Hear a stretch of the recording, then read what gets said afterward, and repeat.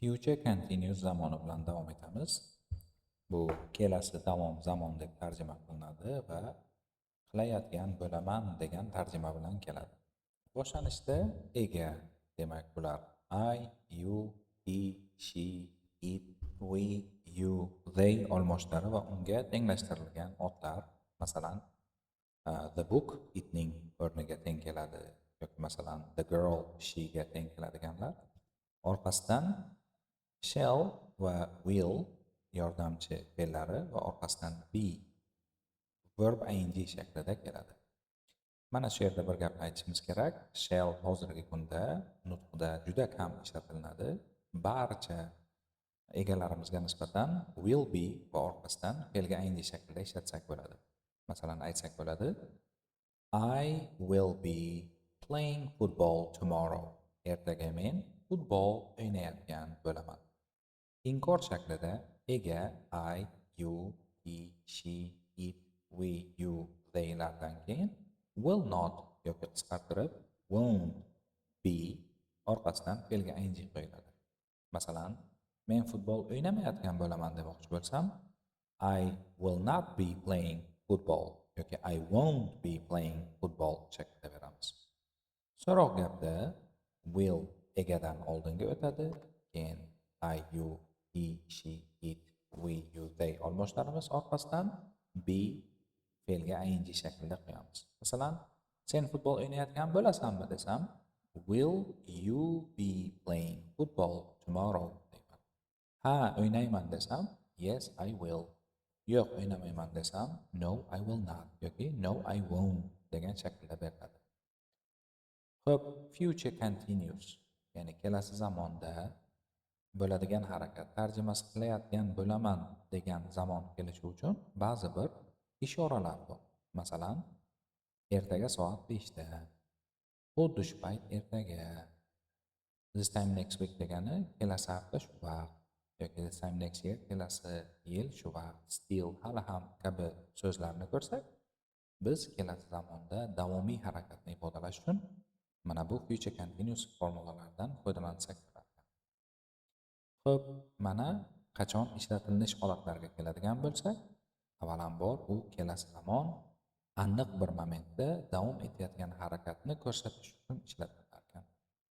Taqqos uchun aytishimiz mumkin, hozirgi zamonda davom etayotgan harakat bu present continuous, o'tgan zamon aniq bir vaqtda davom etayotgan harakat bu past continuous edi va kelasi zamon aniq bir vaqtda davom etayotgan harakatni endi future continuous deb beramiz. Masalan, mana bu yerdagi birta misolni qilamiz. Qolganlarini keyin bo'sh vaqtingizda o'zingiz ham ko'rsangiz bo'ladi. This time next week, Jack will be working in his new job. Kelasi hafta shu vaqtda Jack yangi ishida ishlayotgan bo'ladi deymiz. Xo'p, demak, masalan, kelasi zamon aniq bir vaqtda bo'layotgan harakat. Ertaga soat 5 da men qo'shiq tinglayotgan bo'laman desam, at 5 o'clock tomorrow I will be listening to music degan shaklda beramiz. Ikkinchi qoida. Demak, future continuous zamoni bu egaga will orqasidan be verb ing degan harakatimiz kishining rejali shaxsiy harakatiga nisbatan ham ishlatsa bo'ladi. Demak, kelajakda bir narsa qilishni rejalashtirdik. Shu rejalarimizni future continuous zamonda bersak bo'ladi. Undan tashqari, biz xuddi shu narsani hozirgi zamon present continuousda yoki esda bo'lsa be going to do, ya'ni moqchi ma'nosini anglatadigan strukturaga ham qo'yishimiz mumkin. Xo'p, masalan, aytamizki, bitta misolni hozir tarjima qilib beraman, qolganlarini keyin mashq shaklida o'zingiz ham ishlasangiz bo'ladi.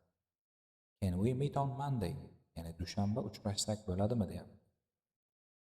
Yo'q, men tennis o'ynayotgan bo'laman do'stlarim bilan desam, bu albatta kelasi zamondagi insonning shaxsiy rejasi. No, I will be playing tennis with my friends deymiz.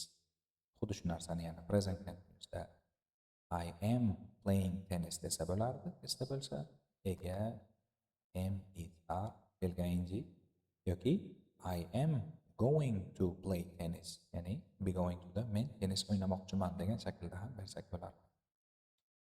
Xo'p, yana bir misol beramiz. Mana o'ylaymiz.